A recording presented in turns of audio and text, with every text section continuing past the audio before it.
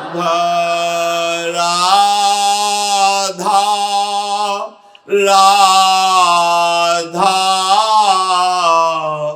राधा राधा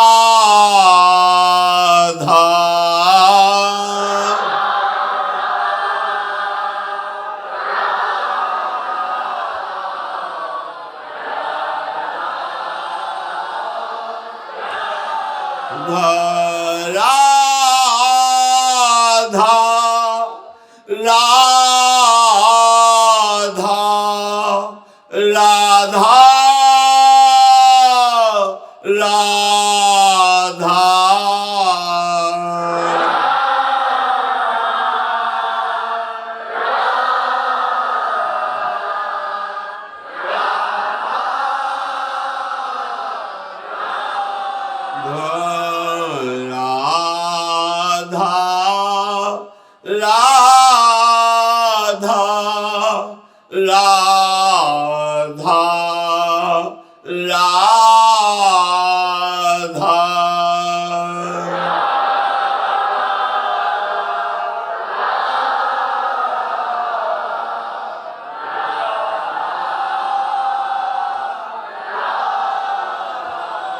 श्री राधा वल्लभ लाल की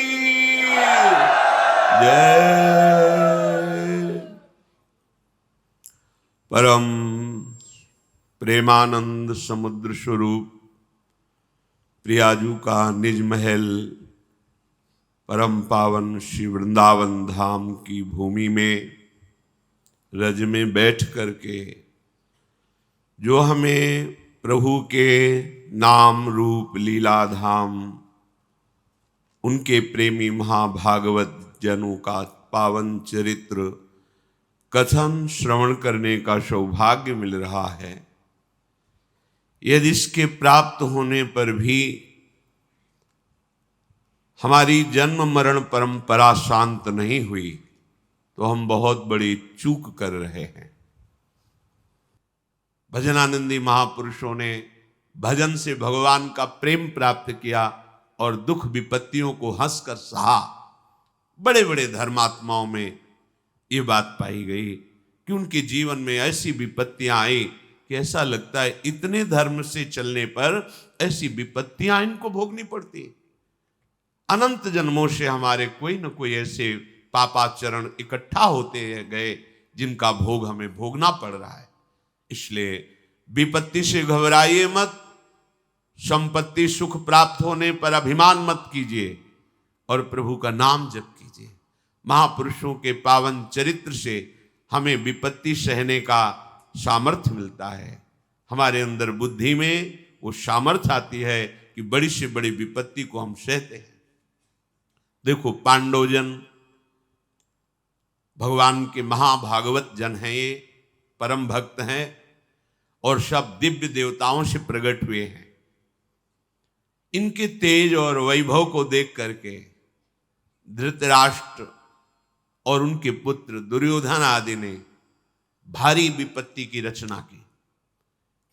कल प्रसंग में सुना आपने कि वारणावत में ऐसे महल की रचना कराई जिसमें घी, तेल, चर्बी, लाख, शन ऐसी जो बहुत ही जल्दी आग पकड़ करके पूरे के पूरे महल को भस्म कर दे, ऐसी दीवालों में ये सब लगाया गया।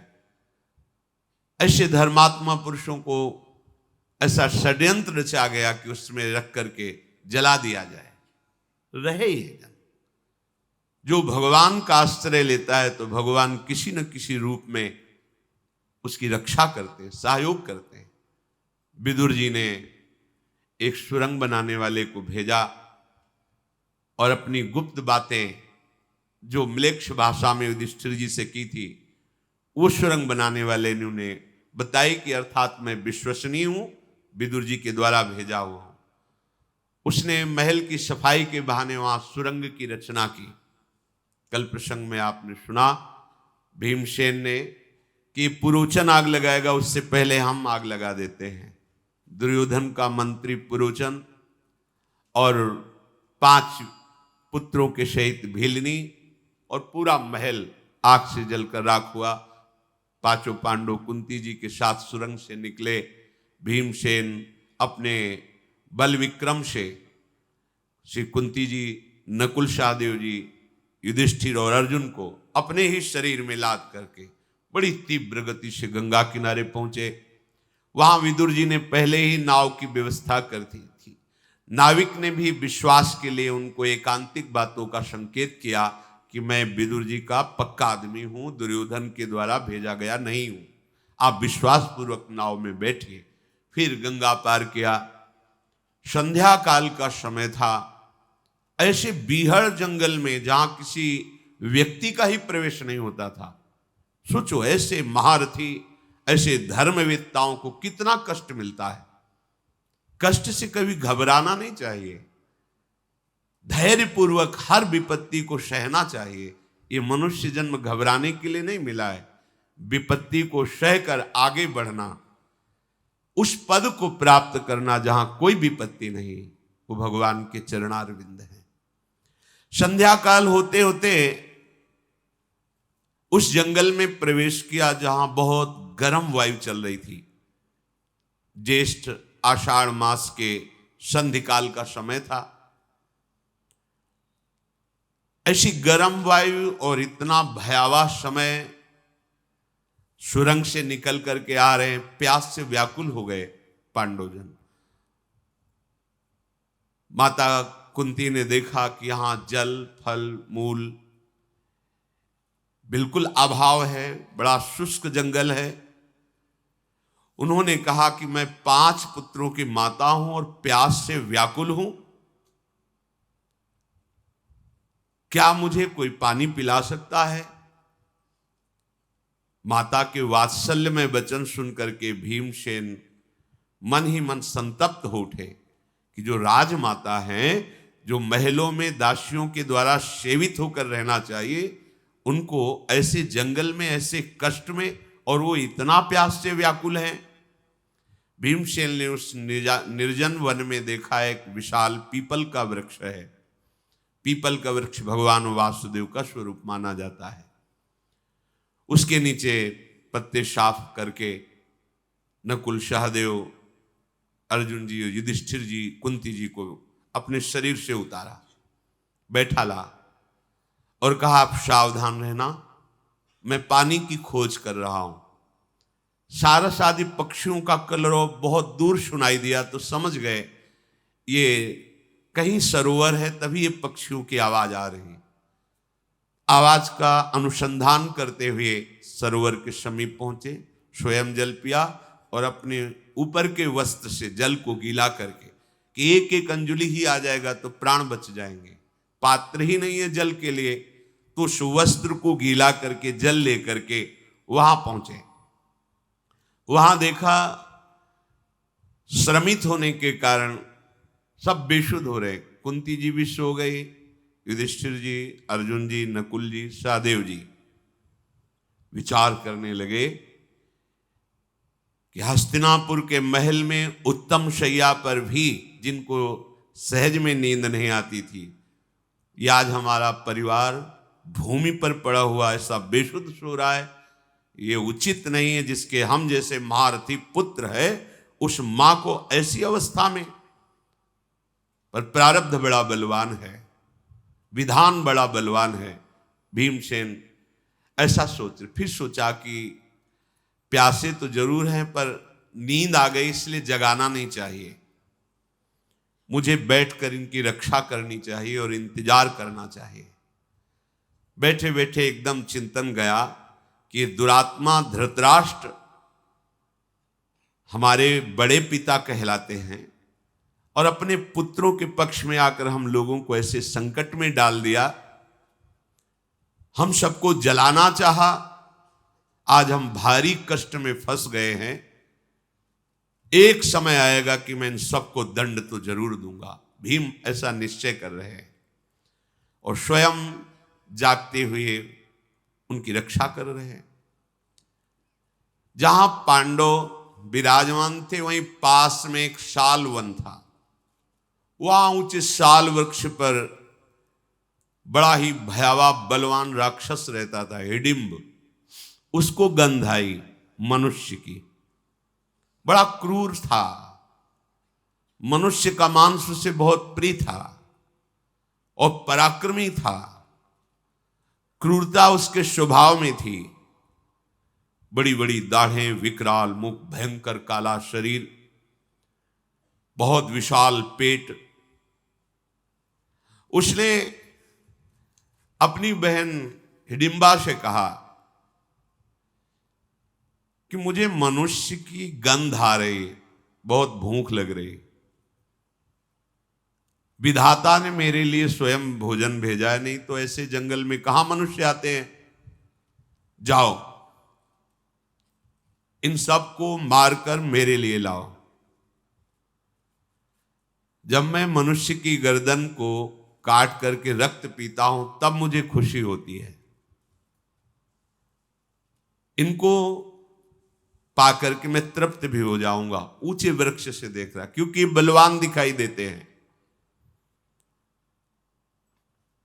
अपने भाई हिडिंब के कहने पर हिडिंबा प्रणाम करके अपने भाई को, जहां पांडव विराजमान थे पीपल वृक्ष के नीचे, वहां पहुंची। संकट पे संकट धर्मात्माओं को, सत्य मार्ग पर चलने वालों को, पर विजय श्री सत्य की ही होती है। वहां जाकर के देखा कि और तो सब सो रहे हैं, विशाल काय तेजवान भीमसेन जग रहे हैं। देखा मानो कोई पहाड़ हो, ऐसे आकृति वाले भीमसेन, वायुपुत्र, महाबली हनुमान जी के भ्राता भी हुए, वायुपुत्र के नाते अपार बल है। वो भीम के भुजाओं को, वक्षास्थल को देख करके मोहित हो गई। विचार किया कि भाई तो क्रूरता भरी आज्ञा करी कि इनको मार के ले आओ। अगर मैं इनको मारूंगी तो 2 घड़ी में सबको खा जाएंगे, और अगर मैं इनको प्रसन्न कर लूं तो जीवन भर इनके साथ रह सकती हूं। भगवान जिससे भक्त का मंगल होता है हर विधान वही कह देते हैं। कई बार सत्संग में कहा है, तुम्हारे सामने तलवार आएगी, डरना मत, वो हार बन करके गले में पड़ जाएगी, वो तुम्हारे गले में खरोच भी नहीं पैदा कर पाएगी। प्रभु का यदि विधान है कि आ जाओ हमारे पास, तो किसी भी बहाने से शरीर छूटे जाना है। अगर प्रभु का विधान नहीं तो डरना मत। बड़े से बड़ा क्रूर आदमी भी आपके समीप आकर के वो प्रतिकूल चेष्टा करे तो भी वो अनुकूल होकर आपके पास आ जाएगी। हिडिंबा ने विचार किया कि भीमसेन के चरणों की सेवा मुझे करनी चाहिए, अर्थात मैं इनको पति रूप से प्राप्त कर लूं तो हमारा जीवन धन्य हो जाएगा। वो मायावी थी, आसुरी माया का उसे ज्ञान था। तत्काल उसने दिव्य सुंदर रूप धारण किया और महाबाहु भीमसेन के समीप जाकर के कहा, पुरुष रत्न आप कौन हैं, कहां से आए हैं, और ये देवताओं के समान सुंदर पुरुष जो सोए हुए हैं ये कौन है, और ये जो वयोवृद्धा ये कौन आपकी लगती है। आप निशंक होकर उत्तर दीजिए। मैं हिडिंबा नाम की राक्षसी हूं, मेरा भाई बड़े ही दुष्ट स्वभाव का है और तुम्हारा वो मांस खाने के लिए लालायित है, मुझे मारने के लिए भेजा है। आपका तेज बल और भुजाएं देखकर मैं आपको अपने पति के रूप में वरण कर लिया है। महाबाहो, तुम चिंता मत करो, जितना मेरे भाई में बल है उससे अधिक मेरे में बल है।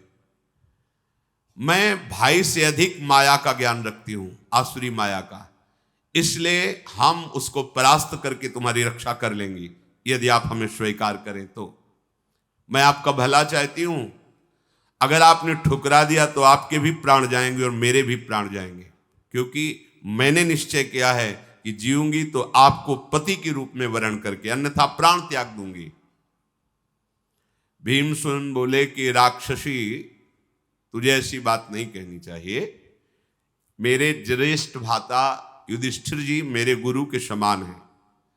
जब तक वो पत्नी को स्वीकार नहीं करते तब तक मैं कैसे स्वीकार कर सकता हूं। मैं परिवेत्ता नहीं बनना चाहता।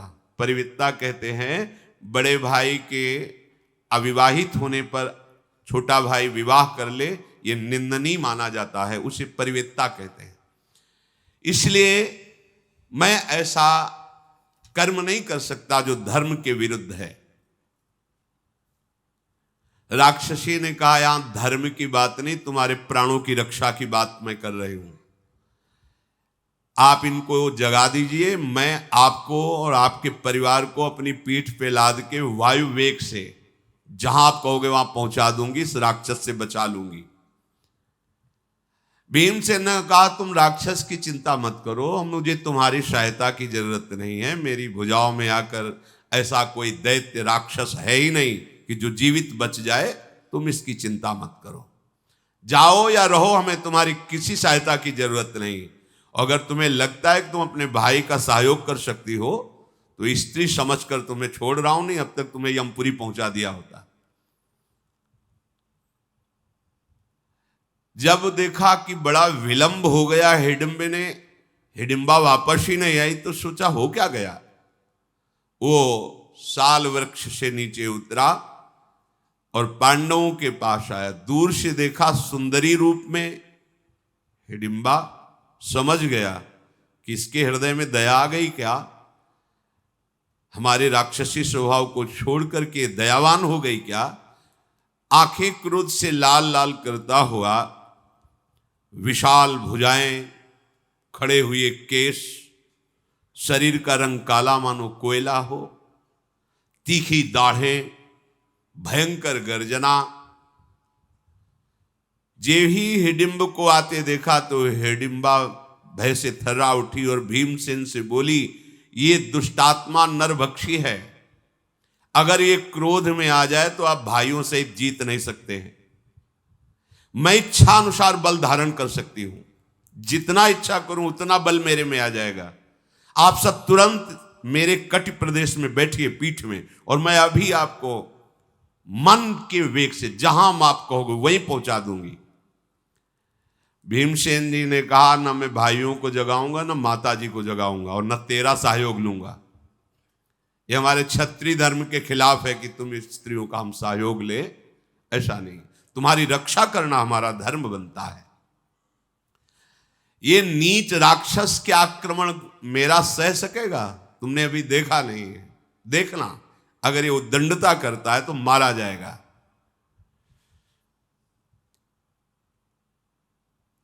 हिडिंबा ने कहा कि मुझे तो आप देवताओं के समान बड़े कोमल दिखाई दे रहे हैं,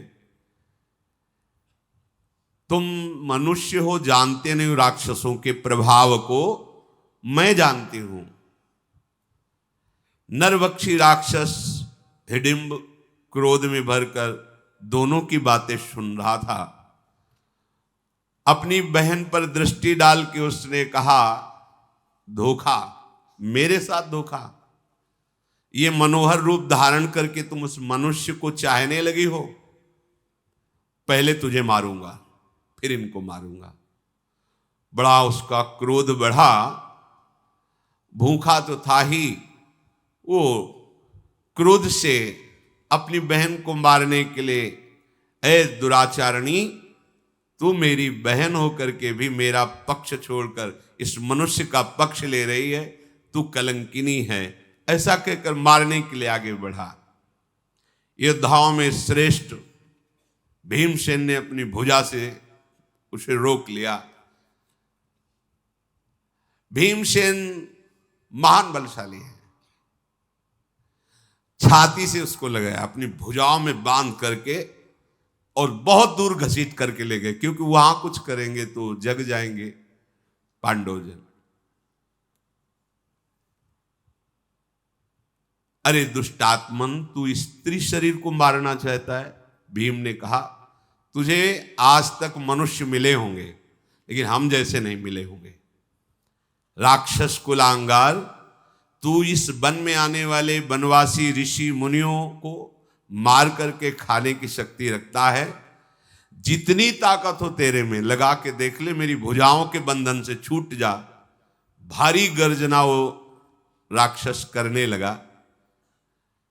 ऐसी गर्जना में पांडव जग गए, माता कुंती जग गई, और वो देव स्वरूप धारण किए हुए हिडिंबा भी वहां खड़ी थी। लाख उपाय किया, लेकिन वो भुजाओं से नहीं छूट पाया। भीमसेन ने पकड़कर उसे ऐसे पटका कि 32 हाथ दूर घसीटता हुआ चला गया। फिर भीमसेन गर्जना करके उसकी पीठ पर प्रहार किया घूंसे से। महाबली भीमसेन का प्रहार उसके लिए असहनीय हो गया। फिर भी वो हिम्मत करके गुथा जैसे दो बलवान गजराज भिड़ गए हो, ऐसे भीमसेन और वो असुर। पांडवजन जाग गए। माता कुंती ने पूछा हिडिंबा से, तू कौन है? सुंदर रूप वाली यहां मेरे पास कैसे खड़ी है? और ये क्या हो रहा है? किससे युद्ध हो रहा है? कुंती जी के इस प्रकार पूछने पर हिडिंबा बोली, मैं कोई देवी नहीं हूं, मैं एक राक्षसी हूं। मेरा नाम हिडिंबा है। मेरे भाई हिडिंब ने तुम लोगों को मारने के लिए भेजा था, पर मैं आपके उस पुत्र को जो युद्ध कर रहा देख करके मोहित हो गई और उससे पति रूप में वरण कर लिया है। आपका ये महाबली पुत्र जिससे लड़ रहा है वो मेरा भाई हिडिंब है, पर मुझे ऐसा लग नहीं रहा कि वो जीत पाएगा। कुंती जी ने कहा, तुम्हें पता नहीं है कि भीम कितने बलशाली हैं। देखो, अभी देखो, परिणाम अभी देख लेना। प्रचंड बलशाली भीमसेन ने उसे उठाया, उस भयंकर राक्षस को पटक करके उसकी छाती पे घुटने रखे और गर्दन को तोड़ दिया और पीछे की तरफ पलटा के इसे पैरों में लगा दिया, ऐसे उल्टा। अर्थात उसकी कमर टूट गई, उसकी गर्दन टूट गई। अर्जुन जी धनुष पर बाण चढ़ाए हुए बिल्कुल खड़े थे कि यदि कहीं ऐसा होता है तो मेरे द्वारा ये मारा जाएगा, पर ये देख करके कि भीमसेन के द्वारा ही मारा गया, पांडवजन हर्षित हुए और भीमसेन की प्रशंसा की। अब उस राक्षसी ने कुंती जी से कहा कि सुनो, मैंने वरण किया है तुम्हारे पुत्र को, तो हमें आदेश करो, मैं इच्छा अनुसार इनको जहां चाहूं वहां ले जा सकती हूं। मैं मोहिनी माया को अच्छी तरह से जानती हूं। जिस मार्ग पे जैसे चलना होता है मेरी वैसी ही गति होती है।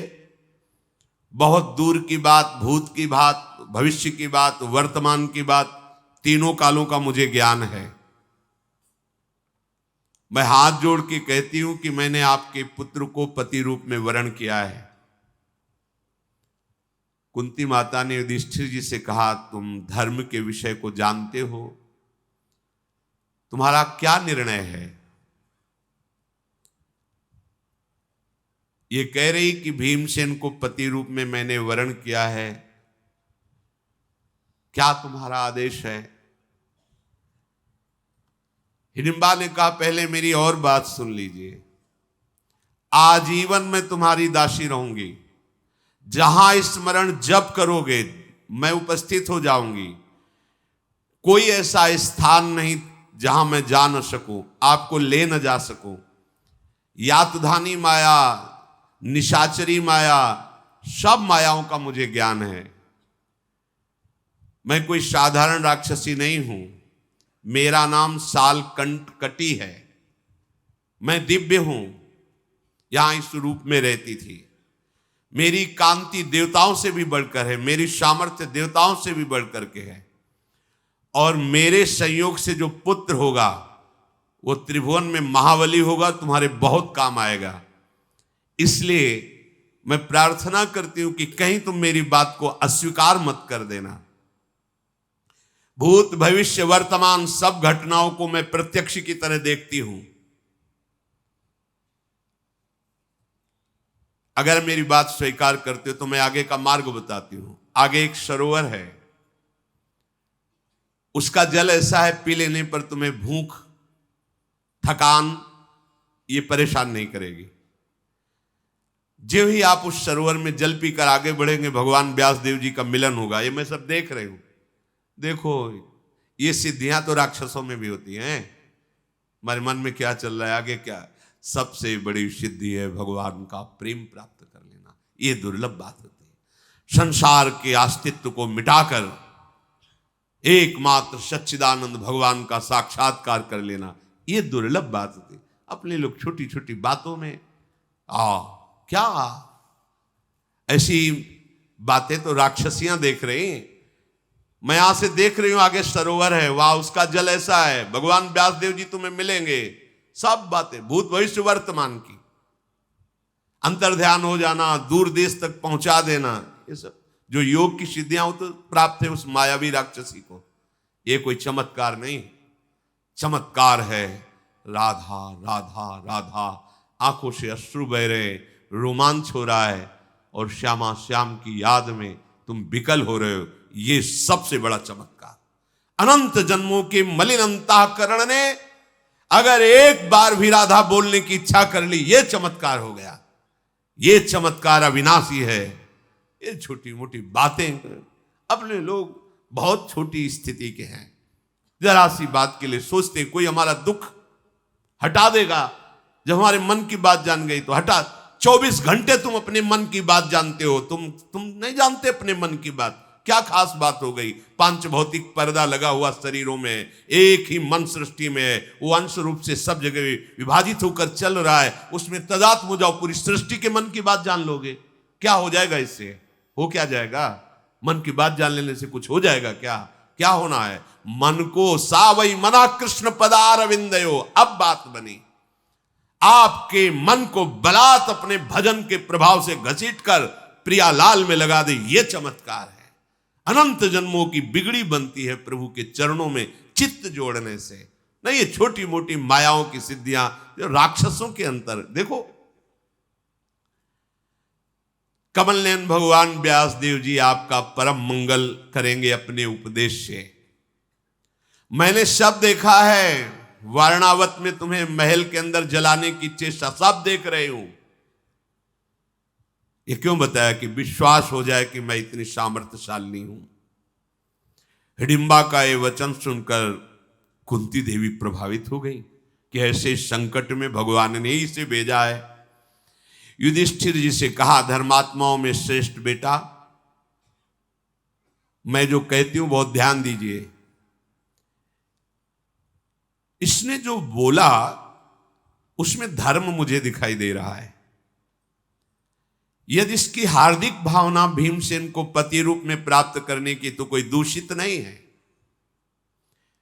युधिष्ठिर जी ने कहा कि हिडिंबा तुम जैसा कह रही हो ठीक है, परंतु मैं जो बात कहूं उसे सत्य में स्थिर होकर स्वीकार करना।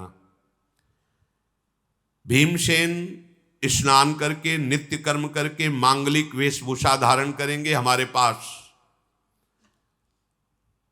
इसके बाद तुम ले जाओगी और संध्या काल होते होते यहीं छोड़ जाओगी। इतना हम समय तब तक देंगे जब तक तुम्हें गर्भ नहीं धारण होगा।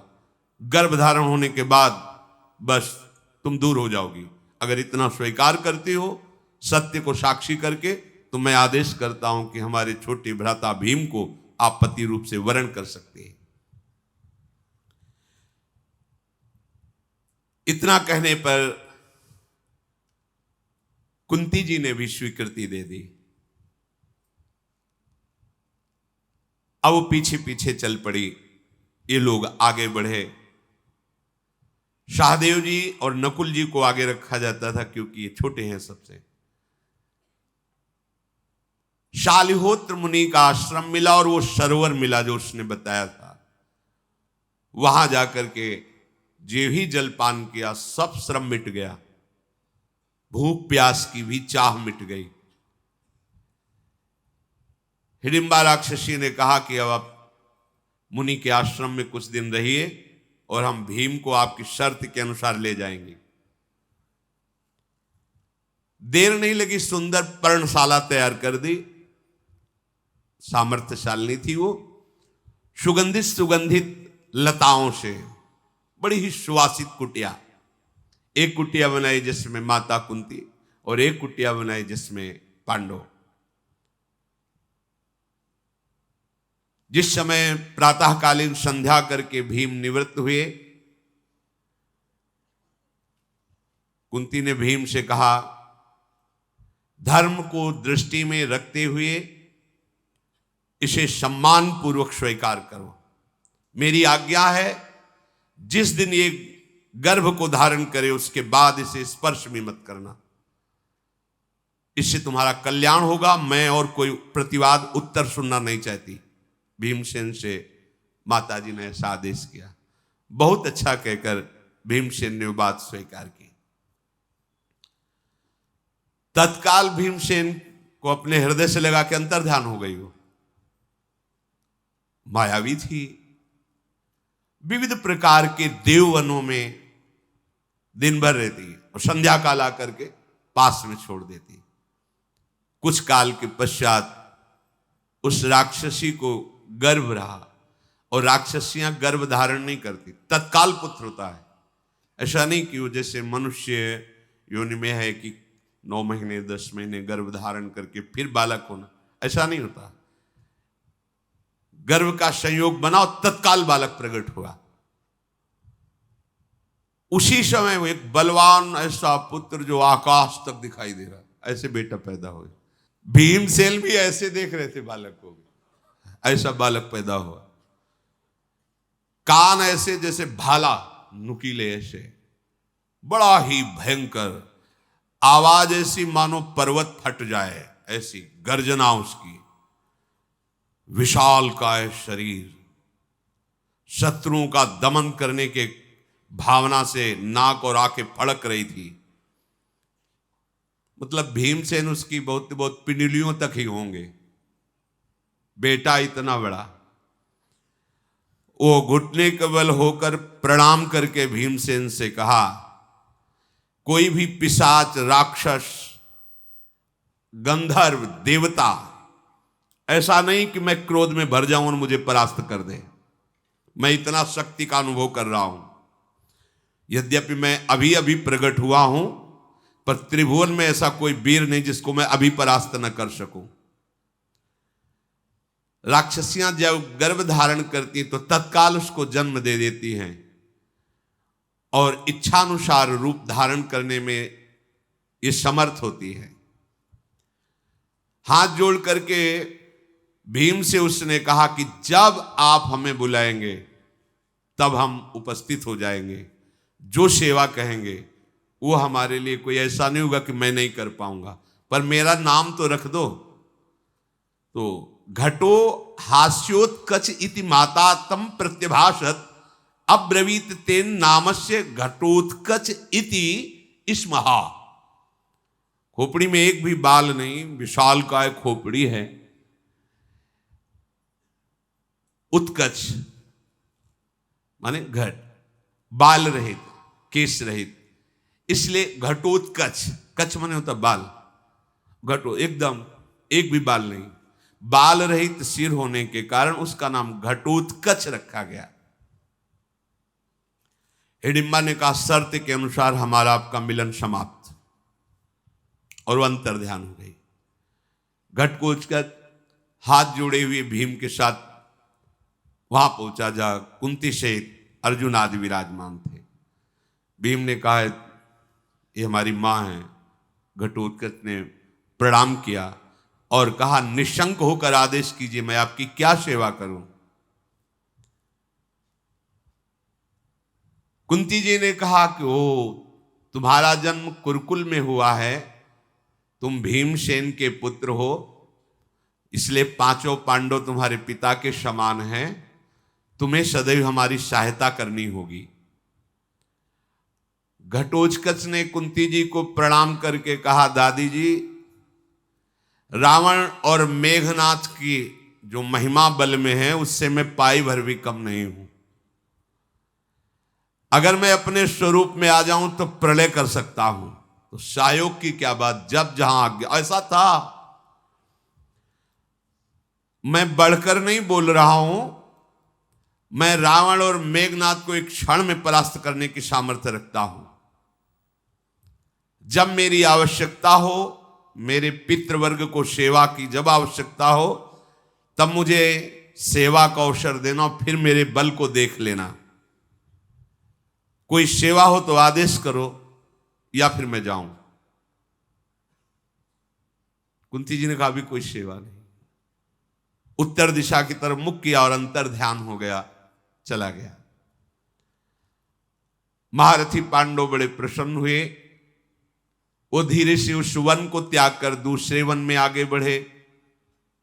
सबकी जटाएं बन गई थीं, वलकल वस्त्र धारण किए थे। वैराग्य मार्ग में दो ही पद्धतियां हैं, या तो मुंडन कम से कम 2 महीने में, और या फिर जटा आजीवन रखना।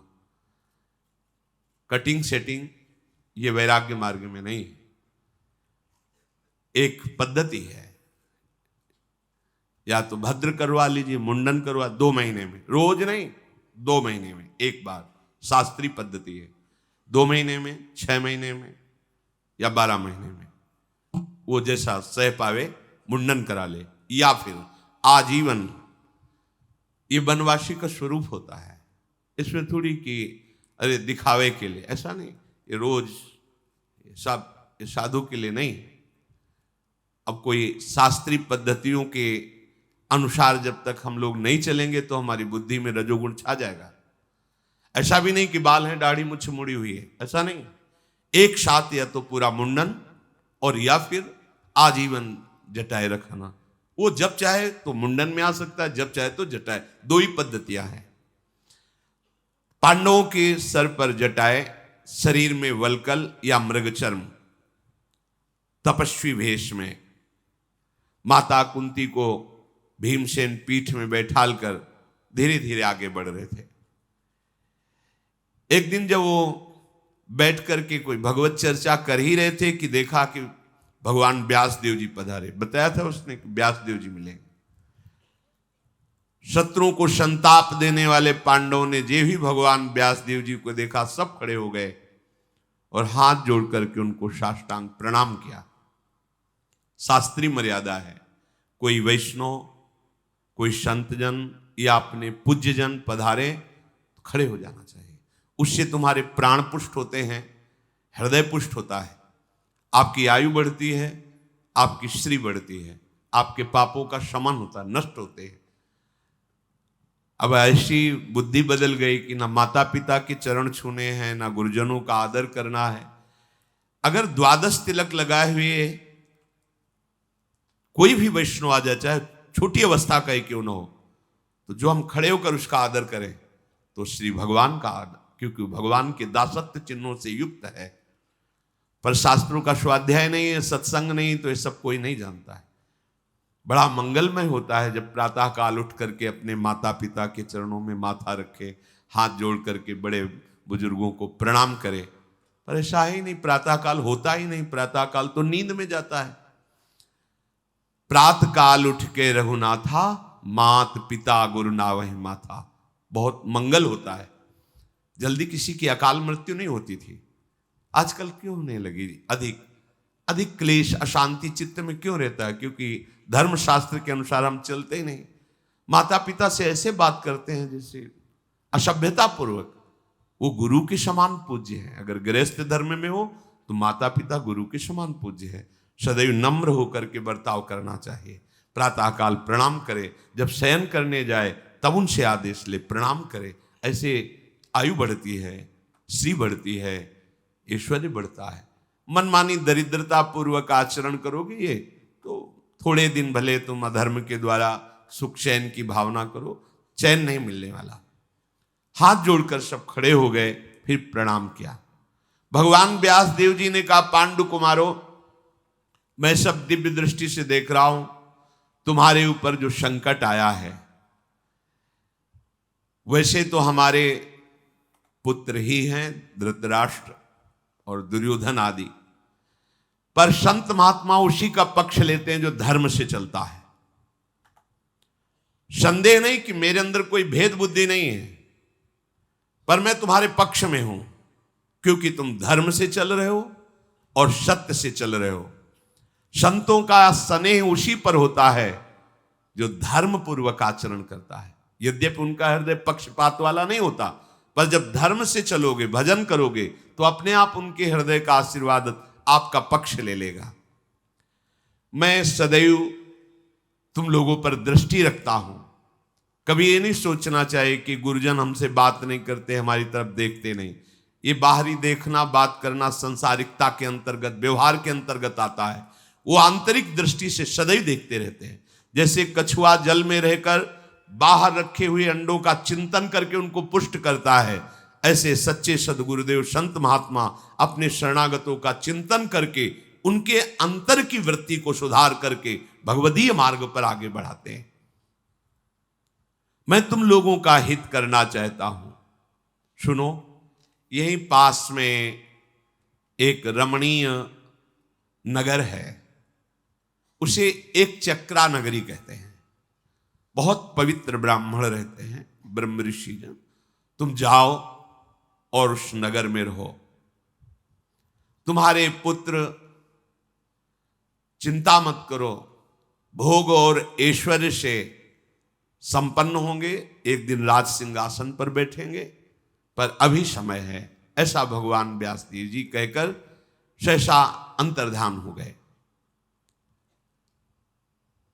कुंती जी अपने बालकों के साथ आगे बढ़ी। वन के बाहर एक चक्रा नगरी थी, उस नगरी में प्रवेश किया और एक ब्राह्मण से कहा कि मुझे कुछ समय के लिए आप अपने घर में रख लीजिए, बस केवल रख लीजिए, और हमारे पुत्र भिक्षावृत्ति से उदर पोषण करेंगे।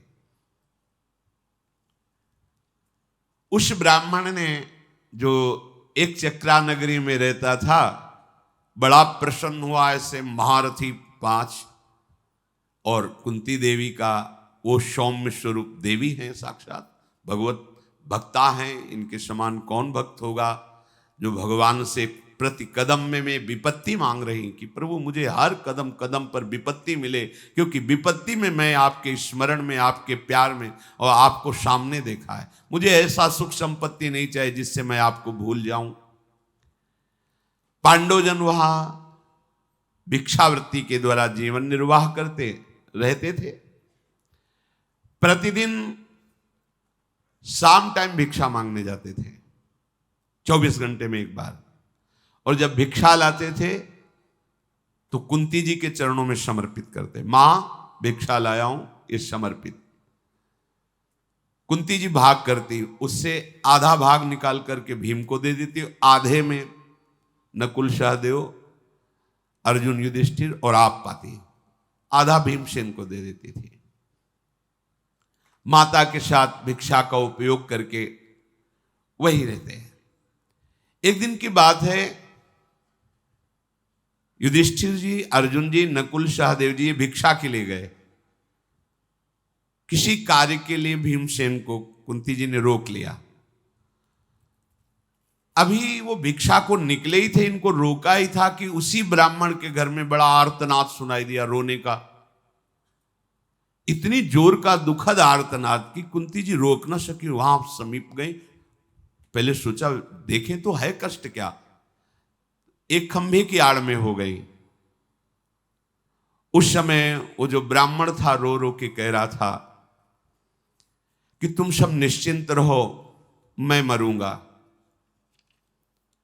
पर यदि मैं मरा तो पूरा परिवार अनाथ हो जाएगा। मैं क्या करूं, मरना ही पड़ेगा। ऐसा क्या है कि मरना पड़ेगा?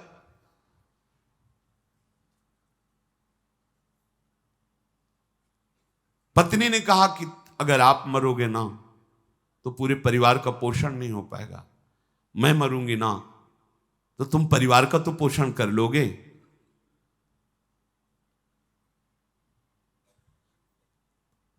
पुत्री ने कहा नहीं नहीं नहीं, कुछ समय बाद मुझे किसी को दोगे ही ना तो मैं मरूंगी, जिससे तुम सब प्रसन्न रहो। छोटा सा एक बालक था, एक बालिका एक बालक। वो बालक बहुत छोटा था, तोतली वाणी में उसे एक छोटा सा डंडा उठाया और कहा तुम कोई नहीं मरोगे, मैं उसे मारूंगा। ऐसे कुंती जी का हृदय द्रवित हो गया, सामने आई। क्या बात है, ये मरना क्या आप लगाए हुए हो, कौन है, क्या है, क्या विपत्ति है, क्यों आर्तभाव से रो रहे हो? उनका नहीं नहीं, आप जाओ, हम भारी समस्या में पड़े हुए हैं, आप हमारी बात मत सुनो, आप हमारे अतिथि हो, आप सुखपूर्वक रहो। कुंती जी ने कहा हम कोई साधारण अतिथि नहीं है, त्रिभुवन में ऐसा कोई है ही नहीं कि जिसके यहां मैं रह रही हूं उसको बाल बांका कर सके, तुम बताओ ना। ये पहले मैं मरूंगा, पहले मैं मरूंगा, ये क्या बात हो रही तुम लोगों की, मैं समझ नहीं पाई। उनका कहीं भाग कर जाना चाहूं तो भाग भी नहीं सकता, बताने की इच्छा भी नहीं हो रही, क्योंकि तुम संकट में फंस जाओगी यदि हमारी बात सुनोगी। बड़ी कठिन विपत्ति में फंस गया हूं, अब मेरे जीवन को बचाने वाला कोई नहीं है। कुंती जी ने कहा कि क्या क्या समस्या तुम्हारी क्या है? उन्होंने कहा कि बस मुझे अब परलोक ही जाना है। वो डर रहे थे कि अगर हमने इनसे कोई बात कही और ये नगर में बात गई तो पूरे नगर का नाश हो जाएगा। ब्राह्मण केवल आप एक बार बोलिए कि आपका दुख क्या है, तो उनका किसी से कहना नहीं। यहां से 2 कोस दूरी पर यमुना नदी के किनारे पर्वत में एक भयंकर गुफा है, और उसमें बक नाम का भयंकर राक्षस रहता है, और वो इतना बलवान है कि वो नगर के नगर को खा जाता है। बहुत खोटी बुद्धि वाला है वो, मनुष्यों के मांस से ही पुष्ट हुआ है। प्रतिदिन पूरी प्रजा को अनाथ देख करके सब लोगों ने निश्चय किया है कि क्रम से इसको एक एक दिन का भोजन दिया जाएगा, जिससे पूरे नगर को मनमानिए नहीं खाएगा। उसके लिए 20 बैलगाड़ी अगहनी चावल का भात, 20 बैलगाड़ी चावल भात, और 200 भैंसे, कढ़ी रोटी पकौड़ी पुआ, ये सब बिना गिनती के, और वो एक मनुष्य परिवार से वो लेके जाएगा। तो जैसे मिर्च खाई जाती है ऐसे बीच बीच में मनुष्य को खाएगा और ये सब भोजन पाएगा। बकासुर उसका नाम, तो बक। हर एक इस देश में हर एक घर की बारी आती है और घर का एक मनुष्य ये सब लेकर के जाता है। काफी समय बाद बारी पड़ती है, पर जिसकी बारी पड़ती है वो उजड़ जाता है। कितना उसको भोजन, अगर कोई छूटने का प्रयत्न करे तो मोहल्ले के मोहल्ले को खा जाता है। इसलिए भयवश जिसकी बारी होती है उसको जाना ही पड़ता है। और आज हमारी बारी है ना, हमारे पास इतना विशाल काय भोजन है भाई, इतने गाड़ी चावल लो सब, और हम गरीब ब्राह्मण 200 भैंसे कहां से खरीदें? और हम जाएंगे तो हमको भी खा जाएगा, नहीं जाएंगे तो पूरे मोहल्ले को खा जाएगा। इसीलिए हम सब रो रहे हैं कि क्या करें, कैसे करें। मेरे पास धन नहीं है कि मैं किसी को खरीद करके ऐसी भोग सामग्री वहां पहुंचाऊं। अब उस राक्षस से छूटने का कोई उपाय नहीं है, अब तो हमें नष्ट ही होना है। एक बार सोचता हूं कि पूरे परिवार से जाकर उसके सामने बैठ जाऊं, फिर सोचता हूं छोटे छोटे बच्चे बच्ची हैं, बड़ी नृशंस हत्या होगी। कुंती बोली आपने पहले क्यों नहीं बता दिया? आपको बिल्कुल विषाद नहीं करना चाहिए। तुम्हारे तो एक पुत्र है, मेरे 5 पुत्र हैं, एक दिया। तुम चिंता मत करो, हमारे 5 पुत्र हैं, हमने एक पुत्र दिया, आपके लिए दिया। ब्राह्मण ने कहा कदापि नहीं, मैं सब कुछ सहन कर सकता हूं, लेकिन जिसको शरण दिया है उसको कष्ट हो जाए ऐसा नहीं। ये देखो धर्म का ये स्वरूप है। तुम हमारी शरण में हो, तुम्हें कष्ट नहीं दे सकता, मैं पूरे परिवार सहित वहां जाकर के अपने को खवा सकता हूं। कुंती जी ने कहा ब्रह्मा ने हमारे बेटा ऐसे बेटे नहीं हैं। तुमको बताऊं, जो बेटा आज रुक गया है ये मंत्रवेत्ता है, ये जादू जानता है। ब्राह्मण को सरल भाषा में समझाया। वो अपने मंत्र से दैत्य को वश में करके मार डालेगा, बस किसी से कहना नहीं, तुम किसी से नहीं कहना। ब्राह्मण को लगा कि वो मंत्र तो हम भी सीख लेंगे, तो बोले वो मंत्र जल्दी किसी को सिखाया नहीं जाता, सिखाने पर उतना लाभ भी नहीं मिलेगा, मेरे बेटे को आता है। अब ब्राह्मण बड़ा प्रसन्न हो गया। कुंती जी ने कहा कुछ खीर पुआ तैयार करवा लो, भैंसे वैसे तो रहने दो, क्योंकि जो ले जाएगा उसी के लिए भी तो चाहिए। अब वहां जब 20 गाड़ी चावल तैयार करना था तो अपने हिसाब से उसने भोजन भीम से कहा कि बेटा हमारा धर्म है, जो विपत्ति में फंसा हो उसको सहयोग करना। देखो परहित सरिस धर्म नहीं भाई, अगर कोई बहुत बीमार पड़ा है और उसकी सेवा करने वाला कोई नहीं, यदि आप उसको दवा देते हैं, सेवा करते हैं, तो बहुत बड़ा पुण्य होगा, ये भगवान की बड़ी सेवा हो जाएगी। कोई वृद्ध है उसको आप सुविधा दोगे, भोजन दो, बड़ा मंगल होगा, भगवान इससे बहुत जल्दी कोई विपत्ति में फंसा है उसका सहयोग कर दीजिए बिना किसी लाभ की आकांक्षा किए। वो ब्राह्मण प्रसन्न हो गया। भीमसेन ने कहा मां आप निश्चिंत रहना, आप चिंतित मत होना। इतने में युधिष्ठिर जी आ गए।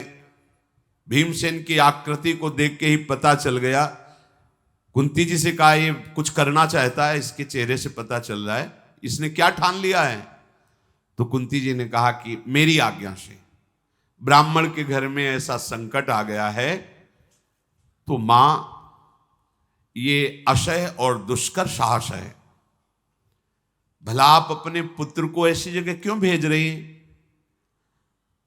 उनका बेटा जिसका कहीं थोड़ा भी अगर सुख लिया जाए तो बदले में उसको बहुत सुख देने का विधान करना चाहिए। ऐसे धर्मात्मा पर अगर एक बार किसी ने तुम्हें संकट में पानी भी पिला दिया है तो कृतज्ञ रहना चाहिए। पर आजकल न सत्संग न शास्त्रों का स्वाध्याय, तो जो तुम्हारा हित करे उसी के गले में छुरी चला दे, ऐसा स्वभाव बन रहा है लोगों का, पर ऐसा नहीं होना चाहिए। आश्चर्य होता है जिस मां ने अपने हृदय में इतना वात्सल्य रख करके जब हम लघुशंका कर देते हैं तो अपना गीले पे लेट जाती है, हमें सूखे पे से वो अपने वक्षा स्थल का दूध पान कराकर हमें बड़ा करती है। और जब वो वृद्धावस्था खो जाती है, उसकी सेवा का समय होता है, तो अपनी बहू को लेकर देश विदेश घूमते हैं, उस माँ की कोई परवाह नहीं करते।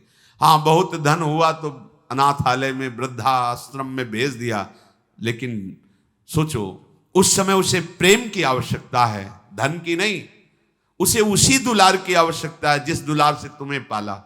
बहुत बुद्धि निकृष्ट भाव को प्राप्त हो जाती है।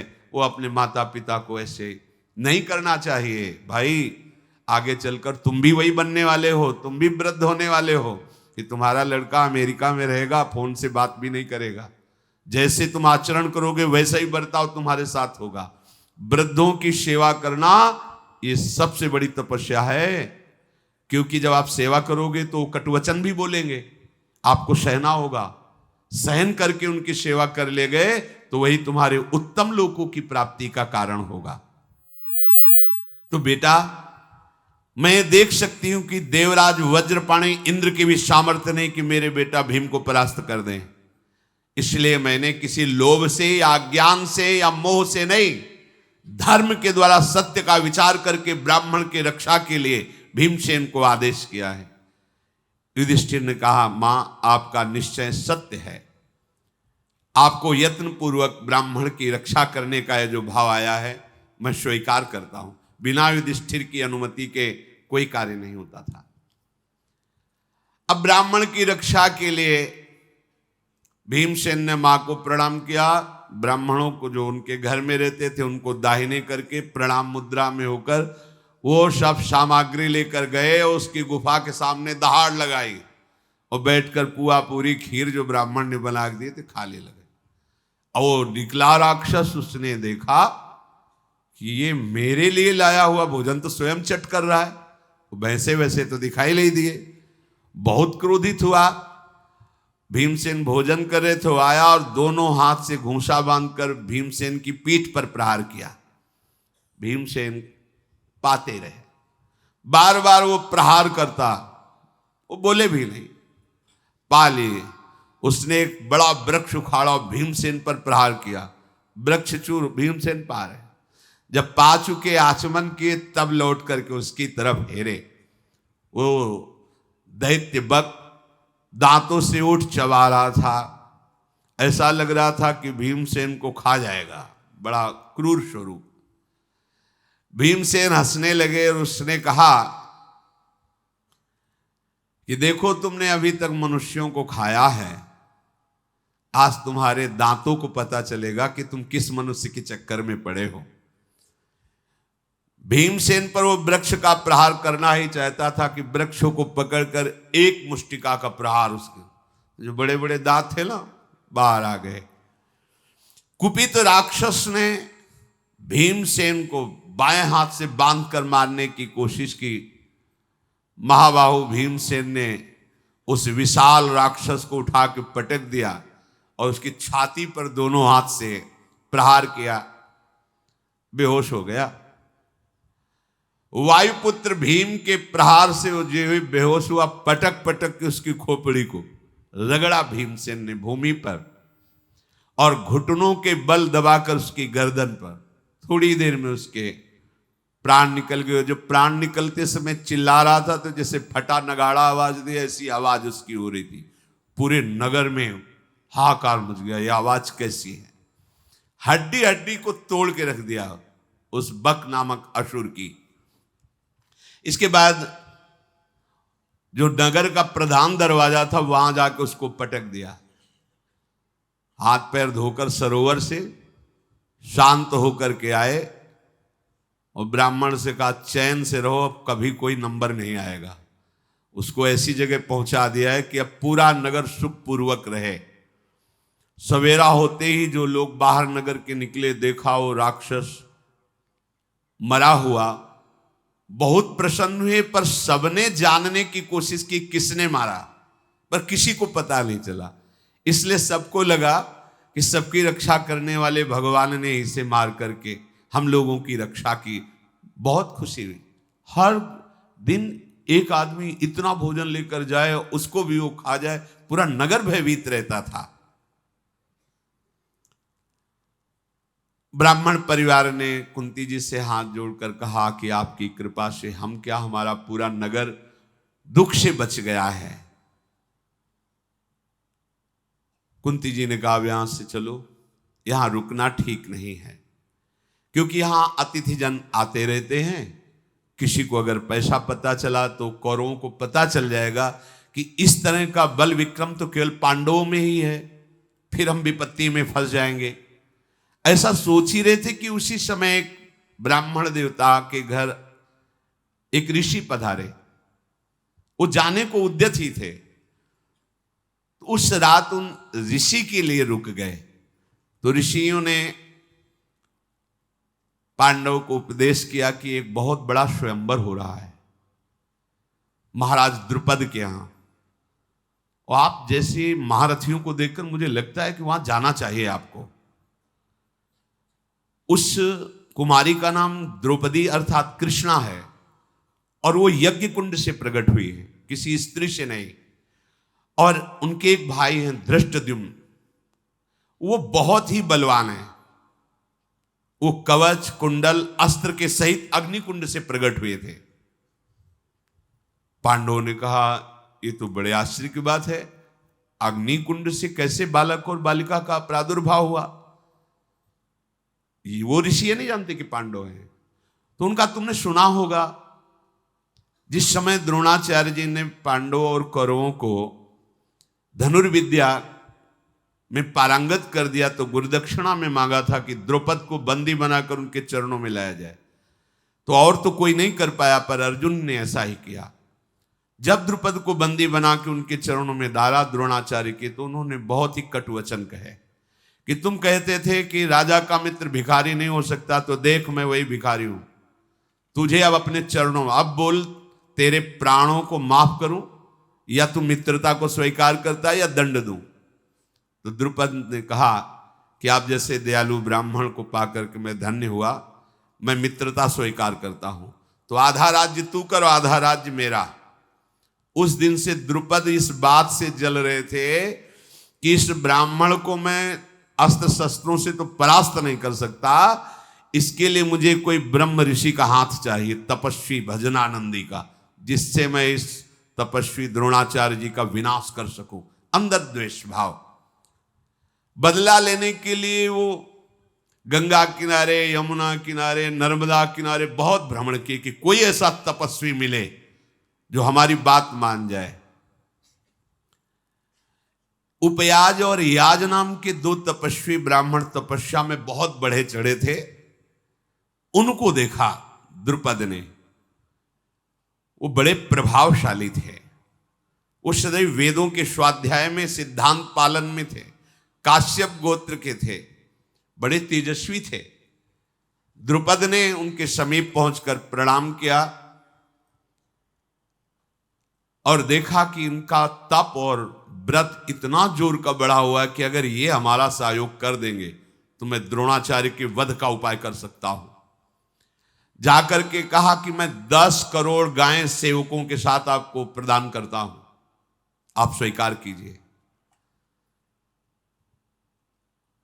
उन्होंने कहा ऐसे कैसे तुमने दान की बात कह दी, कुछ तो कारण होगा, इतना बड़ा दान। द्रुपद ने कहा मैं द्रोणाचार्य को मारने वाला पुत्र पैदा करना चाहता हूं। उन्होंने कहा तुम्हारा निश्चय गलत है, हमारे यहां पूर्ण होने वाला नहीं, अपनी ये सब दान पुण्य की बातें कहीं और चलाइए। द्रुपद ने देख लिया था कि काम इन्हीं से बनेगा, क्योंकि सामर्थ्य में है। जो दाना करे अपने को छुपाए उसमें सामर्थ्य होती है। 1 वर्ष तक दैन्य होकर उनकी सेवकाई में रहे, रोज प्रार्थना करते हैं। बड़े भाई ने कहा हमारी तरफ से ना है, पर मुझे पता है मेरा भाई छोटा थोड़ा लोभी प्रवृत्ति, उसे राजी कर लो तो ठीक हो जाएगा, तुमको उसी के पास जाना चाहिए।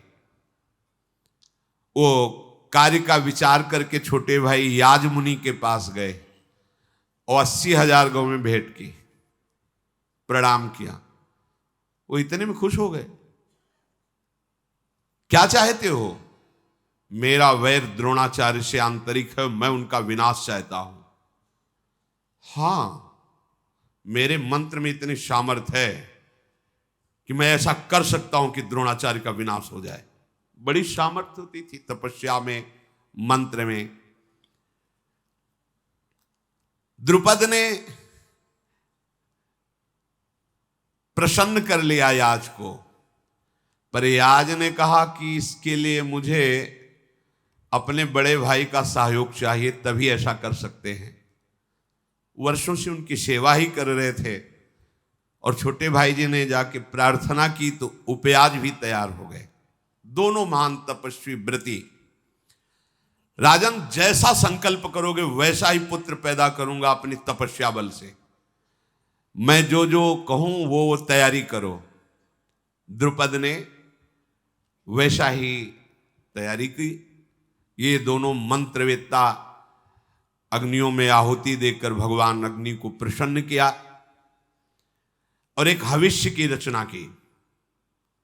द्रुपद से कहा रानी को बुलाओ, वो खा लें तो एक पुत्र और एक पुत्री का प्रादुर्भाव होगा। प्रभु की लीला। उस समय रानी ने तांबूल पाया था और अंगराग शरीर पे लगाया था, कुछ देर बाद स्नान करना था। रानी ने सूचना दी कि अभी तो हमने तांबूल पाया, अंगराग लगाया, कुछ क्षण ऋषियों से कहो रुकें, फिर मैं स्नान करके पवित्र होके आऊंगी, तब वो हविष्यान्न पाऊंगी। और ये महान तपस्वी थे, उन्होंने कहा तुम क्या समझती हो, तुम्हारे गर्भ के बिना हम बच्चे ही नहीं पैदा कर सकते। तुरंत मंत्र पढ़ करके आहुति अग्नि में उसी हविष्यान्न की कर दी। उसी समय मानो दूसरा अग्नि प्रकट हुआ हो, ऐसा कवच कुंडल और अस्त्र लिए हुए बालक प्रकट हुआ, जिसे धृष्टद्युम्न कहते हैं। उसी समय आकाशवाणी हुई, पांचाल नरेश अब निर्भय हो जाओ, ये बालक द्रोणाचार्य का गला काटने में समर्थ है। शांति मिली उनको। उसी समय एक कन्या प्रकट हुई, जिन्हें पांचाली द्रौपदी कहते हैं। उसी यज्ञ कुंड से बड़ी ही सौभाग्यशालिनी, शरीर का श्याम वर्ण और बहुत ही सुंदर स्वभाव। दोनों पुत्र पुत्री को देखकर द्रुपद ने उन ऋषियों को प्रणाम किया कि आपने हमारी कामना पूर्ण कर दी। अब आप जो कुछ बोले वो मैं आपको दे सकता हूं। उन ऋषियों ने इनका नामकरण किया। द्रुपद कुमार का दृष्ट अमर्षशील होने के कारण, तेजोमय होने के कारण धृष्टद्युम्न नाम रखा, और श्याम वर्ण होने के कारण द्रौपदी जी का नाम कृष्णा रखा। एक दिन द्रोणाचार्य जी ध्यानस्थ थे तो उनको संकेत मिला कि तुम्हारे मारने वाला पैदा हो चुका है। ध्यान में आया कि वो तो धृष्टद्युम्न है। राजकुमारों को अस्त्र विद्या देते थे, तो द्रुपद ने उन्हीं के पास भेजा कि ऐसा विश्व में कोई धनुर्धारी है नहीं द्रोणाचार्य जैसा। धृष्टद्युम्न गए तो देखकर मुस्कुरा दिया द्रोणाचार्य जी ने कि हमारे अंतिम लीला का कार्य तेरे से ही होना है, पर तू शिष्य बन के आया तो उठा नहीं रखूंगा, हर अस्त्र विद्या का तुझे ज्ञान दूंगा। पूज्य स्वामी श्री मग्नानंद सरस्वती जी सेनपुर एक बाबा जी के वेश में कुल्हाड़ लेकर के वहां आया। बड़ा उपद्रवी स्वभाव का था। तो पूज्य महाराज जी रोज उसे दूध पिलाते थे। बड़े बड़े संत उनके ब्रह्मानंद में मगन शिष्य थे। वो सोचते ऐसा प्यार तो किसी को किया ही नहीं। एक दिन 2 बजे बाबा सरकार, 2 बजे संतों का नियम है उठ जाना, जो पूर्व के हमारी साधुता की प्रणाली है। 2 बजे रात्रि से ही साधना प्रारंभ होती, जैसे अपने लोगों, ये पूर्व की है, बचपन से देखा संतों को 2 बजे रात्रि के उठ जाना। जो ही उठ करके लघु शंका के लिए गए, उसी ने कुल्हाड़ से उनको काटा। 8 संतों को काटा। जो काटने आया उससे ऐसा व्यवहार कर, जानते थे वो सर्वज्ञ थे, उसी को दूध पिला। द्रोणाचार्य जी जान रहे हैं कि यही हमारा गला काटेगा, पर सब विद्या दी। ये महात्मा का स्वभाव होता है। पूज्य सिउड़िया बाबा को जिसने, तो वही आश्रम में रहता था, बड़ा उपद्रव करता था। जब शिकायत जाती तो बाबा इसको आश्रम से निकाल दो, तो बाबा कमंडल उठाते, बोले हम ही निकल जाते, तब फिर रोक लिया। वही बाबा को ऐसे सभा के बीच। भगवान की बड़ी ये विचित्र लीला है। मृत्यु लोक बड़ा भयावह है, पर इन धर्मात्मा महापुरुषों के चरित्र को पढ़ करके लगता है कि देखो जानते हैं कि यही मारेगा, और उसी को अस्त्र विद्या में पारंगत कर रहे हैं। द्रोणाचार्य जी ने विचार किया कि शिष्य बन करके आया है तो हम गुरु पद पर हैं, हमारा कर्तव्य सारी शिक्षा प्रदान करना।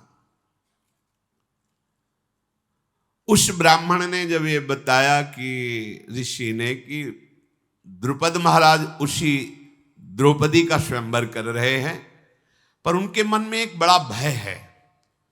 द्रुपद को जब अर्जुन ने जीता था तो द्रुपद ने संकल्प किया था कि अगर मेरे कन्या होती तो तुम्हारे जैसे वीर का मैं जरूर वरण करता। प्रसन्न थे, यद्यपि परास्त करके द्रोणाचार्य के चरणों में डाला, पर ऐसी वीरता देखकर वो मुग्ध हो गए थे कि अगर मेरे कन्या होती। जब कन्या हुई तब उनको पता चला कि वो तो वारणावत में अग्नि महल में जलकर भस्म हो गए। तो वो बार बार विचार करते थे कि ऐसा कैसे हो सकता है, इतना प्रतापी तेजस्वी कैसे अग्नि में जल सकता है। तो कुछ ऋषियों ने संकेत दिया था कि आपका संशय करना ठीक है, मुझे लगता है पांडव भस्म नहीं हुए। तो उन्हीं की प्राप्ति के लिए कि ऐसा विश्व में कोई निशानेबाज नहीं है जो घूमती हुई चक्राकार तीव्र मछली की आंख को बेच सके, इसलिए स्वयंवर में रखा था कि अगर कहीं विश्व में अर्जुन होंगे और स्वयंवर की बात सुनेंगे तो जरूर आएंगे। ब्राह्मण ने बताया कि महाराज द्रुपद के यहाँ स्वयंवर हो रहा है, आप सबको वहां पधारना चाहिए। शेष चर्चा आगे। श्री राधा वल्लभ लाल की जय।